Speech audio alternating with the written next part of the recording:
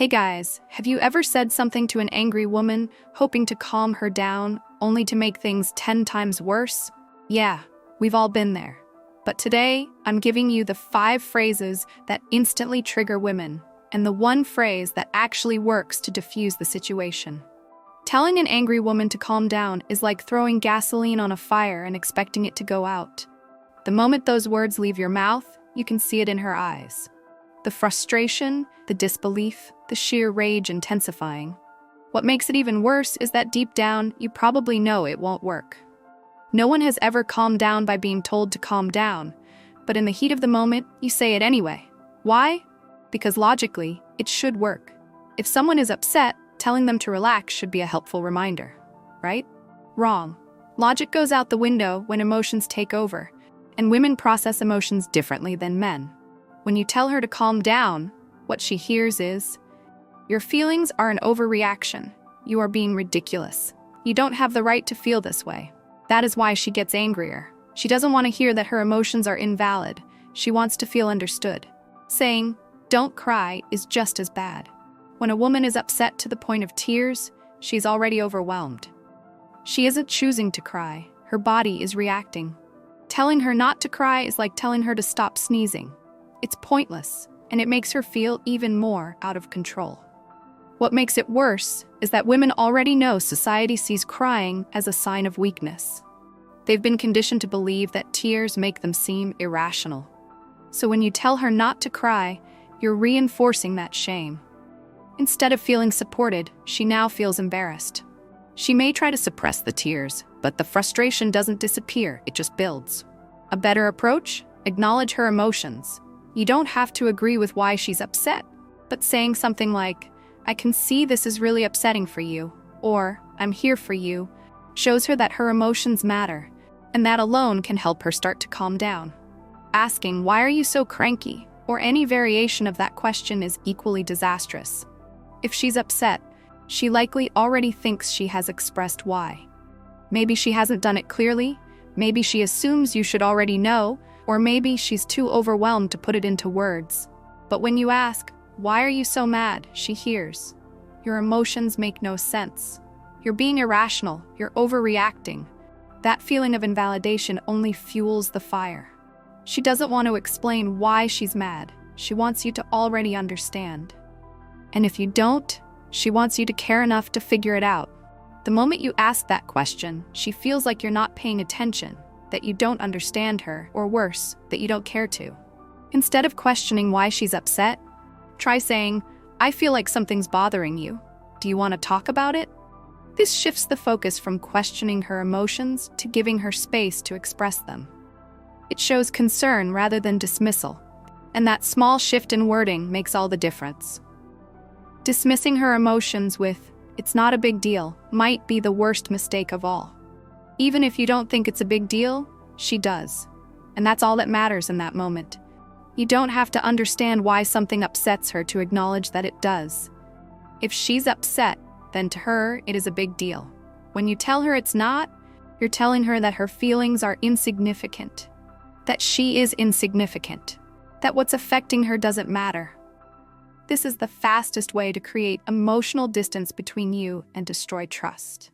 Instead of minimizing her emotions, try saying, "I see that this really matters to you." It's a simple acknowledgement, but it makes a massive difference. And then there's the ultimate nuclear button. Are you on your period? This is the single worst thing you can say to an angry woman. It's the fastest way to escalate any argument into a full-blown war. Yes, hormones play a role in emotions, but pointing it out only makes things worse. Here's why. Women already know their emotions fluctuate with their cycle. They don't need to be reminded of it, especially when they're already feeling out of control. Asking this question makes it seem like you think her emotions are not real, just a product of biology. It reduces her genuine feelings to nothing more than hormones, as if they don't count. The reality is, even if hormones amplify emotions, the emotions themselves are still real. So instead of throwing this question into the mix and making her feel dismissed, focus on responding to her emotions with empathy. Now here's the one phrase that actually works. "Tell me more. I'm listening." It seems almost too simple, but it's incredibly powerful. Women process emotions by talking through them. When she's upset, she doesn't necessarily want a solution, she wants to express her feelings. The moment you say this phrase, you shift the dynamic completely. Instead of her feeling like she has to defend her emotions, she feels like you're on her side. That changes everything. But here's the catch: you have to mean it. If you say this phrase with impatience, sarcasm, or frustration, it won't work. You have to actually listen. That means no interrupting, no trying to fix things, and no checking your phone while she's talking. Just listen. Let her vent. Sometimes, she'll even realize on her own that she's overreacting. But if she does, it has to be her realization, not something you force on her. When a woman feels heard, she starts to calm down naturally. Beyond words, there's also a non-verbal strategy that works most of the time: physical touch. A hug, a hand on her back, or gently holding her hand can be incredibly soothing, but timing is everything. If she's really upset, she might not want to be touched in that moment. If she's mad at you, she might see physical touch as a way of avoiding accountability. But if she's overwhelmed, stressed, or just emotionally drained, physical reassurance can work wonders. If you're unsure, just ask, "Can I hold you?" If she says yes, that physical connection can help melt away tension faster than words ever could. There's also a psychological trick that can completely shift the energy of the conversation: exaggerating support in a way that makes her laugh. If she's upset about someone else, rather than playing devil's advocate, go all in on being on her side in an over-the-top way. If she's mad at a coworker, don't say, "Well, maybe they didn't mean it that way." That just invalidates her. Instead, say something like, "Wow, should we send them a strongly worded email or a flaming bag of dog poop?" Obviously, you're not actually going to do it, but this kind of playful exaggeration makes her laugh and reminds her that you're on her team. The same principle applies in relationships. Women don't necessarily want solutions in the heat of the moment. They want to feel supported. They want to know you get it. If you jump straight to logic when she's in the middle of an emotional storm, she feels alone.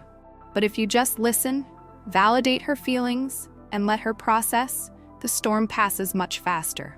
And here's the secret: once she feels heard, she's much more open to logic and solutions. But it has to come after she feels emotionally understood.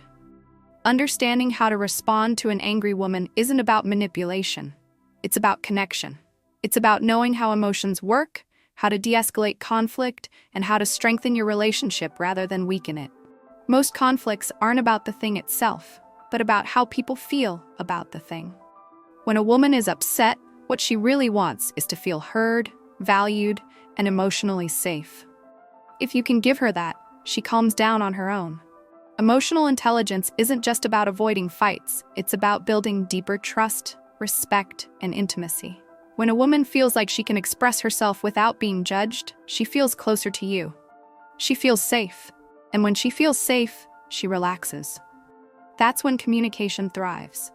That's when problems actually get solved. And that's when your relationship becomes stronger than ever.